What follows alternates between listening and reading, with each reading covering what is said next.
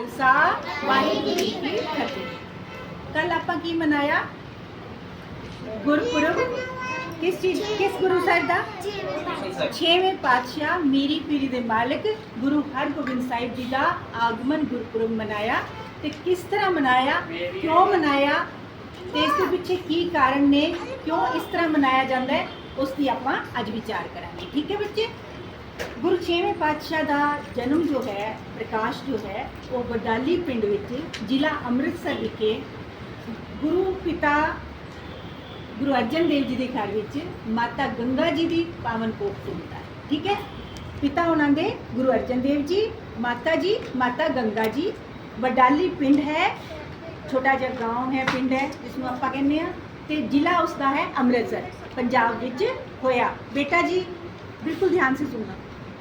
फिर की होंदा है, ये बचपन विच भी ना इन्हां ते बहुत कष्ट आते हैं। बचपन विच ही इन्हां दे बहुत कष्ट आते हैं। कारण की है, इन्हां दे जिहड़े ताया जी ने ना, ताया जी यानी इन्हां दे पिता दे बड़े भरा गुरु अर्जन देव जी दे बड़े भरा जो गुरु हरगोबिंद साहिब जी के ताया जी लगते हैं, वो नहीं चाहते सी कि इन्हां दे घर कोई औलाद होवे, कोई बच्चा होवे। उन्होंने की किया, इस बच्चे नूं मरवाण दे लई ना 4 वारी कोशिश की। कदे ते वो किसी चीज़ विच जहर मिला के, कदे उन्होंने की किया, एक औरत नूं भेजिया, उहदे बच्चे नूं दुध पिआंदे ना मां, उसते उत्थे सारी जहर ला के ते उसनूं कहा कि इस बच्चे ने दुध पी लेना है तो खत्म हो जाएगा। एक बार एक सपेरे नूं भेजिया, सप छोड़ के इस बच्चा सप नूं पकड़ेगा तो इनू बच्चे नूं सप डस लेगा, खत्म हो जाएगा। एक बार मिठाई वाले नूं भेजिया, मिठाई में जहर मिला के कि बच्चा है मिठाई खाएगा तो खत्म हो जाएगा। मतलब इस तरह 4 बारी कोशिशें कीतियां। चारों बारी जेड़े गुरु इस बच्चे नूं मारन आए सन, वो आप मर गए ने। पर मरण तो पहले वो दस गए कि ये सानू किसने लालच दिता सी। उस वेले 200 रुपए दे के, उस वेले 200 मतलब बहुत ज़्यादा कीमत हुई होगी कि सानू जिन्हों जहर लाई सी ना भी बच्चा दुध पिएगा, वो जहर इतनी तेज़ सी कि बच्चा उन्होंने टच भी कर लेंदा तो उस वेले खत्म हो जाना सी। उस औरत नूं ही जहर चढ़ गई तो वो खत्म हो गई। पर खत्म होने तो पहले वो दस गई कि ये सारा कुछ सानू पृथ्वी चंद ने किया सी, इसलिए किया है, इस लालच विच किया है। तो जिहड़ा सपेरा आया सी, उसदी जिहड़ा सप छड्डिया ना, सप नूं गुरु साहिब ने इन्ने छोटे सन, इंज उसकी मुंडी इत्थों वो पकड़िया, इंज दबाया, वो सप भी उत्थे मर गया। मतलब गुरु साहिब के अंदर इतनी ताकत सी। ते जदों इस तरह मिठाई वाले का भी सारे पास इस तरह होया, वे कहते ना जाको राखी साइयां मार सके ना कोई। जिन्हों रखण वाला परमात्मा होवे उन्होंने कोई मार नहीं सकता, चाहे कितनी भी कोई कोशिश कर ले। ठीक है। चलो ये तो गल हुई बखरी। बड़ा टाइम हो गया सी, गुरु अर्जन देव जी के घर माता गंगा जी के घर कोई बच्चा नहीं होया सी। ते एक दिन जो उन्होंने ताया ने ना, जो गुरु हरगोबिंद साहिब जी के ताया ने पृथ्वी चंद, वो मन में खुश ने क्योंकि उन्होंने गद्दी नहीं मिली सी। ये छोटे सन गुरु अर्जन देव जी, तो गुरु रामदास जी ने गद्दी इन्हों दे दी सी क्योंकि ये सारे तरफों योग सन। तो वो सोचता सी भी इन्हों के घर कोई बच्चा नहीं है, कल नूं साडा बच्चा जिहड़ा है उन्होंने गुरता गद्दी मिल, सानू नहीं मिली कोई गल नहीं, एक गुरता गद्दी जिहड़ी है वो साडे पुत्तर नूं, उन्हां दे पुत्तर दा नाम सी मेहरबान, कहते उन्होंने मिल जाएगी। पर कुदरत के रंग की है, गुरु पातशाह पंचम पातशाह ने माता गंगा जी रोज़ कहते कि माता गंगा जी ने एक दिन ना गुरु अर्जन देव जी ने कहा भी हर वेले बेटे सुन लो, हर वेले मैनू ये कुछ ना कुछ कहते रहते ने, तुसी ऐसी कृपा करो कि साढ़े घर भी बच्चा हो जाए, क्योंकि तुसी सारियां दी झोलियां भरदे हो, सब को आशीर्वाद देंदे हो, मैनू भी आशीर्वाद दो। तो उस वेले गुरु अर्जन देव जी ने माता गंगा जी नूं बाबा बुड्ढा जी के कोल भेजा। किहदे कोल भेजा? बाबा बुड्ढा जी कोल। बाबा बुड्ढा जी ब्रह्म ज्ञानी सन, बहुत उच्ची अवस्था से उन्होंने, उन्होंने कोल भेजा। कहते जे वो आशीर्वाद देंगे तो जरूर तुहाडे घर बच्चा होएगा, है ना। तो जदों बाबा बुड्ढा जी कोल जाते हैं तो उस दिन जिहड़ा तुसीं कल मिस्से प्रशादे खाधे ने ना, उस दिन माता जी अमृत वेले तो रोज ही उठते सन। अमृत वेले उठ के स्नान करके बाणी पढ़ के सिमरन करके अपने हथी प्रशादे तैयार करते ने, मिस्से प्रशादे तैयार करते ने।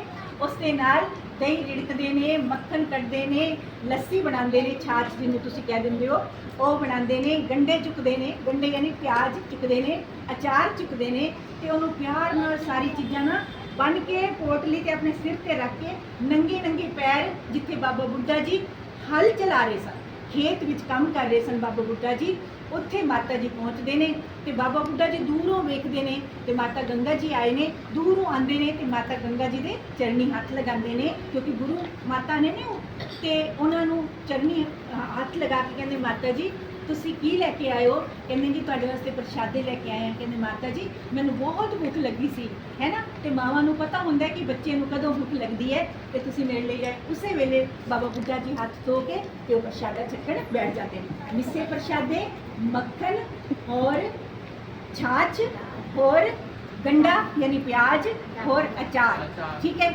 ये सारिया चीज़ां इतने प्यार दे नाल खांदे ने जिवें एक माँ जब बड़ी भुख लगी होंदी तो बच्चे नूं खवांदी है, उसी तरह वो बाबा बुड्ढा जी नूं ये खवा रहे ते उस वेले जिस वेले वो जो प्याज सी ना, पहले ना प्याजां नूं कट्टण दी ये नहीं सी, मतलब इस तरह कोई भी प्याज नूं चाकू नाल नहीं कटदा सी, ऐनी मुक्की मारदे सन ते उन्होंने ऐनी निचोड़ देंदे सन, है ना।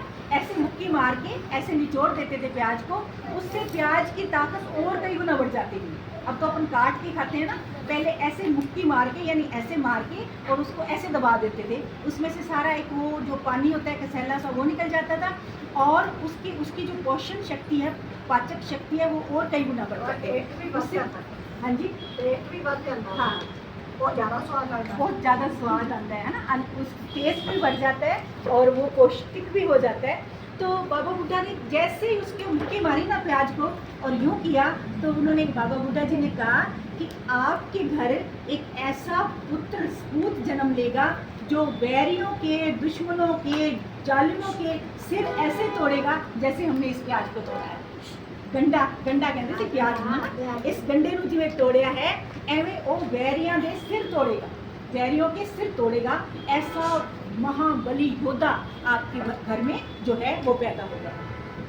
यकीनन जो कहते हैं ना ब्रह्म ज्ञानी जो इतनी ऊंची अवस्था वाले होते हैं, उनके मुख से साधु बोले सहज सुभाए, साध का बोले बिरथा न जाए। ये गुरु ग्रंथ साहिब जी की वाणी में लिखा हुआ है। अगर वो सच्चा साधु जो है इस तरह से आशीर्वाद दे दे तो वो कभी भी वेस्ट नहीं जाता, वो तो होके रहता है। और सच में फिर ये बाल गुरु हरगोविंद साहिब जी का जन्म होता है और इनके अंदर इतनी ताकत है। अब मैंने बताया ना जैसे कि बचपन में ही उनको मारने वाले ही मर गए। ये देखो, मतलब सांप को, इतना सा बालक जो है 2 साल की उम्र थी उस समय, और सांप को, इतने जहरीले सांप को पकड़ के उसकी मुंडी ऐसे निचोड़ के उसको वहीं का वहीं वो मर जाए। तो और कहते हैं इनमें इतनी ताकत थी, इतनी शक्ति थी कि कहते हैं जब ये थोड़े बड़े हुए ना, तो जब ये घुड़सवारी करते थे, कहते हैं 2 घोड़े साथ चलते थे। एक घोड़े पे ये थोड़े समय चलने के बाद घोड़ा जो है थक जाता था, दूसरे घोड़े पर बैठना पड़ता था। इतना बड़ा इनका कद, इतनी शक्तिशाली शरीर कि देखते रह जाओ, इतने सुंदर, इतने शक्तिशाली, इतने महाबली योद्धा कि कोई देखता था तो देखता ही रह जाता था। इतनी ताकत पावर के मारे थे। वाणी से इनको बहुत प्यार था। एक दिन एक आपको घटना बताती हूँ। एक दिन गुरु साहिब जब ये बड़े हुए और इधर जो है 11 साल की जब उम्र हुई तो जहांगीर उस समय का बादशाह है, जहांगीर ने गुरु पंचम पातशाह गुरु अर्जन देव जी को शहीद करवा दिया। जो अपन ने पहले जो कच्ची लस्सी वाला तुम अभी बना के हटे हैं ना, जब कच्ची लस्सी पीते हैं आप छबील लगती है, वो गुरु अर्जन देव जी की शहीदी वाला दिन है। और ये जो मिस्से प्रशादे वाला दिन है वो छठे पातशाह के प्रकाश पूर्व यानी जन्मदिन वाला दिन है, ठीक है। अब जब क्या होता है, पंचम पातशाह जब शहादत के लिए जाते हैं ना, ये मैंने पहले भी बताया था आपको, लाहौर जा रहे हैं, उनको शहीद करना था। जो जहांगीर के आदेश से उस समय जाते हुए गुरु साहब ने कहा था हम जा रहे हैं शांतमयी ढंग से, अगर हमारी शहादत के बाद भी ये मुगलों का दिल नहीं पसीजे, यानी फिर भी ये पत्थर दिल रहे हैं, ऐसे जुल्म करते रहे, तो समय आ गया है अब आपको 2 तलवारें धारण करनी है, एक मीरी की एक पीरी की। 2 तलवारां बधियां, एक मीरी दी एक पीरी दी, एक अजमत दी एक राज दी, एक राखी करे वजीरी दी। यानी एक तो माला जपने वाले हो गए, वो हो गई पीरी, और एक कृपान उठाने वाले हो गए, तलवार उठाने वाले, हथियार उठाने वाले हो गए। क्योंकि अगर जुल्म हद से बढ़ जाए तो सिर्फ माला जपने से काम नहीं चलेगा। अब अपन माला जप रहे बैठ के और आके हमारा कोई सिर काट जाए तो हम क्या करेंगे? माला से थोड़ी उसको मार लेंगे। तो उसके लिए शक्ति चाहिए। शक्ति के लिए आपको घुड़सवारी आनी चाहिए, शस्त्र चलाने आने चाहिए। आपके पास खाली शस्त्र है भी सही, आपको चलाना नहीं आता तो उसका क्या फ़ायदा होगा? कुछ नहीं ना। अब आपके पास भोजन पड़ा है, आप खाओगे ही नहीं तो कैसे चलेगा काम? तो इसलिए गुरमन बेटा सीधे बैठो। इसलिए शस्त्र उस समय जब फिर गुरु साहब चले गए शहादत के लिए, और इधर से छठे पातशाह गुरुगद्दी पर बैठे 11 साल की उम्र में। और गुरु साहब ने क्या किया, अपने जो हुक्मनामे भेजते थे कि अब हमें सिर्फ दौलत नहीं, माया नहीं, अब हमें चाहिए अच्छे घोड़े, अच्छे घुड़सवार, नौजवान ऐसे जो देश धर्म के लिए अपना बलिदान भी दे सके, और अच्छे अच्छे किस्म के शस्त्र हथियार वो चाहिए हमको। तो गुरु साहब ने जैसे हुक्मनामे भेजे तो संगतें बहुत उत्साह से, क्योंकि उनके अंदर बहुत रोष था, बहुत दुख था, बहुत गुस्सा था कि उन्होंने पंचम पातशाह जो ईश्वर रूप थे उनको क्यों शहीद किया, है ना। अब अकेले बंदा तो कुछ कर नहीं सकता था, और ऐसा शक्तिशाली इंसान जब मिलेगा उनको गुरु रूप में तो फिर सब कुछ हो सकता है। ऐसे इन्होंने फौज इकट्ठी कर ली। अब जैसे इन्होंने फौज इकट्ठी कर ली, नगाड़े बजने लग गए, घुड़सवारियाँ होने लग गई, शस्त्र विद्या का अभ्यास होने लग गया। अब उनको लगा कि ये तो गड़बड़ होएगी, ये तो हमारे से अपने पिता की उसका शहीदी का बदला लेंगे। तो इन्होंने क्या किया, एक दिन इनको प्यार से पहले अपने पास बुलाया। किसने? जहांगीर ने अपने पास बुलाया। जहांगीर ने अपने पास बुलाया और जहांगीर के साथ गुरु साहब शिकार खेलने जाते हैं। अचानक क्या होता है, जैसे ही शिकार के लिए निकलते हैं तो इधर से एक शेर आता है और वो झपटता है किस पे? जहांगीर पे। और गुरु साहब ने, गुरु हरगोबिंद साहब ने एक ही झटके में अपना पहले ढाल आगे की, ढाल होती है ना जो ऐसे, ढाल आगे की, और इधर से अपने हथियार से उस शेर को ख़त्म कर दिया। एक ही वार से शेर के 2 टुकड़े कर दिए। तो जहांगीर को पता लग गया भाई ये तो बहुत ताकतवर हैं, बहुत पावरफुल हैं, ये या तो हमारे साथ मिल जाएं तो हमें इनकी शक्ति का फ़ायदा होगा, अगर ये हमारे साथ नहीं मिलते तो फिर हमारे खिलाफ कुछ भी कर सकते हैं, जंग कर सकते हैं, क्योंकि इनके पिता को तो हमने शहीद किया है, उसका बदला ले सकते हैं। लेकिन क्या होता है, उस समय तो ये प्यार से साथ रहते हैं, प्यार से साथ रहते हैं। और फिर क्या होता है, उसके बाद क्या होता है, एक दिन ना बड़े प्रेम से, चालाकी से गुरु साहब को फिर वापस बुलाते हैं और जब दिल्ली बुलाते हैं तो जहांगीर ने क्या किया, इन्हें ग्वालियर के किले में कैद कर लिया। ग्वालियर का किला है और ऐसा भयानक किला है वो, उसमें क्या किया जाता था, जो भोजन दिया जाता था ना, उसमें धीमा धीमा जहर मिलाया जाता था, थोड़ा थोड़ा जहर, यानी एकदम कोई मरे भी ना और जिंदा भी ना रह सके, ऐसे जहर मिला के जो उस जेल में चला गया ना वो वापस बच नहीं सकता था, कुछ समय बाद उसकी मौत होनी है। अब छठे पातशाह को भी उन्होंने इस तरह चालाकी से ग्वालियर के बिना किसी कारण के ग्वालियर के किले में कैद कर लिया। और ग्वालियर के किले में कैद करने के बाद क्या हुआ, उनको अब बाबा बुड्ढा जी, भाई गुरदास जी जो बहुत प्यारे गुरसिख थे वो वहाँ जाते हैं, और उस समय कीर्तन करते हुए रात को मशाले जलाकर, वहाँ लाइटें तो थी नहीं, मशाले जलाकर, जेलों में कोई लाइटें तो बाहर लगी नहीं होंगी, स्ट्रीट लाइट तो होंगी नहीं, तो मशाले जलाकर जाते थे और कीर्तन करते हुए परमात्मा वाहिगुरु का नाम सिमरन करते हुए जाते थे, उसकी परिक्रमा करते थे। कि हमारे गुरु साहब, आप देखते हो कि अपन रोज़ आके जब मत्था टेकते तो इधर से आके इधर परिक्रमा करते हैं ना, गुरु ग्रंथ साहिब की परिक्रमा करते हैं ना, तो ऐसे ही जैसे कोई मूर्ति पूजा करता है तो मूर्ति की इधर ऐसे परिक्रमा करते हैं, हम गुरु ग्रंथ साहिब की परिक्रमा करते हैं। परिक्रमा का मतलब होता है कि हम यहाँ से आए, यहाँ से शुरू हुए, गुरु साहब के आगे माथा टेका, माथा टेक के हमने परिक्रमा शुरू की, परिक्रमा शुरू करके फिर हमने माथा टेका, है ना, कि मेरा जीवन गुरु से ही शुरू और गुरु पे ही पूरा। ये परिक्रमा का मतलब है। मेरा जीवन गुरु से ही शुरू और गुरु पे ही समाप्त, यानी मैं गुरु के बिना और किसी को मानूँ ना, उनके दर्शाए मार्ग पे चलूँ, उनकी जो वो कहें उसको मैं भला करके जानूँ, वो मेरी भलाई के लिए है, उसके अकॉर्डिंग मैं अपना जीवन बनाऊँ और मैं अपना जीवन और किसी के आगे समर्पित ना करूँ। अब ये परिक्रमा अपन इसलिए करते हैं, ठीक है। अब गुरु साहिब जी उस ग्वालियर के किले में कैद हैं, तो वो पूरे किले की परिक्रमा करते हैं, उस जेल जो बना हुआ है वो खाना, उसकी परिक्रमा करते हैं और गुरु का यश गायन करते हैं, परमात्मा का नाम जपते हैं। फिर एक दिन गुरु साहब से भेंट होती है, तो वो कहते हैं कि हमारा दिल करता है कि अब शस्त्र तो वो उठाने सीख ही गए थे कि इस मतलब किसी तरह से इनको हम इनसे झगड़ा करके युद्ध करके इनको ख़त्म कर दें और आपको यहाँ से मुक्त करवाएं। गुरु साहब कहते हैं आप उस ईश्वर के जो कोतक है ना, यानी तमाशा, वो परमात्मा क्या चाहता है, आप बस चुपचाप से वो देखो, तुम विश्वास रखो एक परमात्मा पे और तुम सब चुपचाप से देखो कि क्या होता है, किस लिए मुझे यहाँ, मतलब कहने का मतलब था कि किस लिए परमात्मा ने मुझे यहाँ पे बंदी बनवाया। इनको कोई बंदी थोड़ी बना सकता था, गुरु पंचम पातशाह को कोई शहीद थोड़ी कर सकता था तख्ती कभी उठा के। ये करके दिखाना था प्रैक्टिकली कि कैसे जब शांति के सारे दरवाजे बंद हो जाते हैं, फिर उस ताकत की कैसे उसका यूज़ करना है, ये गुरु साहब हमें छठे पातशाह में सिखाना चाहते थे। और पंचम पातशाह तक तो सब माला जपने वाले, शांत रहने वाले गुरु थे। उन्होंने ये दिखाना था कि कुछ भी हो जाए, हमने कैसे उस परमात्मा के नाम पे विश्वास रखना है और अपने जीवन को सफल बनाना है, ठीक है। उसके बाद ये क्रांतिकारी मोड़ आता है और वो शस्त्र उठाते हैं, माला के साथ कृपान, उसका मेल होता है, मीरी पीरी, है ना। तो फिर क्या होता है, एक दिन जहांगीर बीमार हो जाता है, बहुत बुरी तरह बीमार हो जाता है। उनके वैद्य हकीम, अब राजा के पास तो किसी चीज़ की कमी होती नहीं है, वैद्य हकीम सबसे पूछा गया, सबसे इलाज हुआ, कोई भी उसका इलाज नहीं कर पा रहा। अब उनके जो मेन उनका वैद्य है, उनके पास जाते हैं।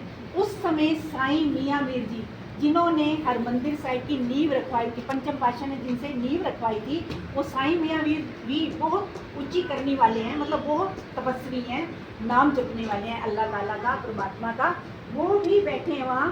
तो कहते हैं कि उन्होंने कहा कि एक रब के प्यारे को, ईश्वर के प्यारे को, संत रूप जो हैं, परमात्मा का जो रूप है, उनको आपने बंदी बना रखा है और आप ठीक होने की उम्मीद रखते हो। आपका इलाज कोई नहीं कर सकता जब तक आप उनको मुक्त नहीं कर देते, यानी उस कैद से नहीं निकाल देते। जहांगीर, अब उसके पास और कोई चारा नहीं है। कहते हैं उसी दिन आदेश जारी हो गया कि आप जा सकते हो, आपका जहाँ दिल करे आप जा सकते हो, खुशी खुशी आराम से जा सकते हो, आपको फुल फ्रीडम। गुरु साहब कहते हैं नहीं, हमें अकेले नहीं जाना। अब जिनके साथ गुरु साहब रहते थे, अब उनको इतना चैन पड़ने लग गया गुरु साहब की संगत पाके, क्योंकि उनको परमात्मा की बातें बताते, उनको सत्संग करते, वहाँ पे ईश्वर का नाम जपाते, तो उनके अंदर भी एक शक्ति का संचार होने लग गया। नाम में बहुत पावर है ना। अब क्या होता है, वो गुरु साहब कहते हैं हमें अकेले नहीं जाना, अगर मुक्त करना है यानी आज़ाद करना है तो इन सबको 52 राजा वहाँ पे बंदी बनाए हुए थे, 52 52 है ना, उनको राजाओं को वहाँ पे कैद किया हुआ था। तो जिनको सबको ख़त्म करना चाहता था जहांगीर, जो भी उनके खिलाफ बगावत करता, थोड़ी सी शक्ति दिखती ना कि ये अब हमारे खिलाफ कुछ कर सकता है, उनको उठा के उसमें डाल देते थे और उसमें से जिंदा कोई बच के नहीं आता था। अब क्या हुआ, उन्होंने गुरु साहब ने कहा कि हम तो अकेले जाएंगे नहीं, इन सबको मुक्त करो। उस समय वो कहते हैं, जहांगीर कहता है कि आपको छू के, आपको पकड़ के जितने लोग बाहर आ सकें आ जाएं, मुझे कोई एतराज़ नहीं है। गुरु साहब ने क्या किया, इधर जो उनके मिलने आते थे ना, उनको कहा कि एक मेरा ऐसा चोला यानी यहाँ तक पोशाक पहनते हैं ना, नीचे तक जो ऐसे खुली, उसमें 52 कलियाँ लगा दो। कलियाँ यानी ऐसे ऐसे स्टेप लगा दो, छोटी छोटी अपनी होती है ना बांधने की, जैसे ये है, ऐसे डोरी लगा दो, है ना, ऐसे ऐसी डोरियाँ लगा दो, 52 डोरियाँ लगा दो। अब 52 के 52 जो है उसको पकड़ के आ जाएंगे, यानी हमको छूते हुए आए ना। वो चोला गुरु साहब ने पहन रखा है, तो वो जो 52 कलियाँ लगी हुई हैं, उसको जो स्टेप लगे हुए हैं, तो उनको पकड़ के सारे आ जाएंगे बाहर। अब उन्होंने ऐसा चोला तैयार करवा दिया और गुरु साहब जैसे बाहर निकले तो उन सब राजाओं ने एक एक कली पकड़ ली और सारे के सारे मुक्त हो गए। उस दिन से गुरु साहब को बंदी छोड़ दाता कहा जाता है। बंदी यानी जो बंधनों से मुक्त कराए, जो जेल से मुक्त कराए, जो विकारों से मुक्त कराए। तो उस समय गुरु साहब को उस दिन, अच्छा इत्तेफाक से कहते हैं, इतिहास में लिखा है कि उस दिन दिवाली वाला दिन था। जैसे 14 साल का वनवास काट के श्री रामचंद्र जी अयोध्या लौटे थे ना, तो सबने कितनी खुशियाँ मनाई थी ना, दिए जलाए थे, घी के दीपक जलाए थे, रोशनी की थी, मिठाइयाँ बांटी थी। कहते हैं उस समय सारे जो सिख आए हुए वैसे ही कीर्तन करते हुए, परमात्मा का नाम जपते हुए, उसका शुक्र करते हुए जो है ये अमृतसर पहुँचते हैं। अमृतसर में जब पहुंचते हैं तो वो दिवाली वाला दिन है, तो इसलिए सिख जगत में दिवाली वाला दिन जो है बंदी छोड़ दिवस के रूप में मनाया जाता है। बंदी छोड़ दिवस यानी इस दिन गुरु साहब ने 52 जो है राजाओं को मुक्त कराया था। उस दिन फिर ऐसे ही घी के दिए जलते हैं, ऐसे ही मिठाइयाँ बांटी जाती हैं, इतनी खुशी की लहर दौड़ जाती है। ऐसे इतनी सारी गुरु साहब की इतनी जीवन में इतनी सारी कहानियाँ हैं, इतना सारा इतिहास है कि मतलब कहने लगो तो पता नहीं कितना टाइम कहते ही जाओ, कितना कहते जाओ। 4 युद्ध लड़े, उनके थोपे का युद्ध, गुरु साहब नहीं लड़ना चाहते थे। वही वाली बात है ना, जब आप आगे कोई आ ही जाए तो ये नहीं कि एक तरफ कोई चपेट मार रहा है तो दूसरी गाल आगे कर दो, ये नहीं। महात्मा गांधी की तरह नहीं बनना। उनको अगर एक मार रहा है तो उसको फिर 2 से जवाब दो, ठीक है। पहले ना जुल्म करो, ना जुल्म सहन करो, ना किसी पे जुल्म करो, ना किसी का जुल्म सहन करो। तो ये परंपरा चली किससे? छठे पातशाह से। अब तक तो बिल्कुल शांत थे ना, पंचम पातशाह ने तो शांति से एकदम शहादत दे दी थी। अब ये परंपरा चली और इस तरह परंपरा चलते हुए जो है उसके बाद 9वें पातशाह गुरु तेग बहादुर जी दिल्ली में जब शहादत देते हैं तो उसके वो भी शांति से शहादत देते हैं। फिर 10वें पातशाह ने तलवार उठा ली, है ना। जब कहते हैं जब शांति के सब दरवाजे बंद हो जाएं उस समय हथियार उठा लेना भी धर्म ही है, वो धर्म का ही अंग है। और इसलिए गुरु साहब ने अनेक बहुत सारी साखियाँ हैं, एक आदि फिर 1-2 मैं कल सुना दूँगी उनकी साखियाँ। तो इस तरह से गुरु साहब का जीवन है सारा। और गुरु साहब ने अपने पोते को जो है वो उधर गद्दी दिए और इसके बाद इस तरह से सिलसिला चला है। और गुरु साहब इतनी शक्ति के मालिक हैं, इतनी उनके अंदर शक्ति है। और वाणी पढ़ने का जो प्यार है उसकी मैं आपको कल सुनाऊँ ना, वाणी से जो प्यार है उसकी मैं सुनाऊंगी कि कैसे जपजी साहब का पाठ करने वालों को उन्होंने अपनी ये गुटका जो गद्दी है वो देने के लिए उठ गए थे। मैं उसकी आपको कल सुनाऊंगी, 1-2 इसकी साखियाँ जो है मैं आपको कल सुनाऊंगी, ठीक है। समझ आइए, आपको समझ आइए ना, पक्का। कल इसमें से क्वेश्चन पूछूंगी और फिर आपको अगली 2-3 इनकी जो मेन वो है वो सुनाऊंगी। वाहिगुरु जी का खालसा, वाहिगुरु जी की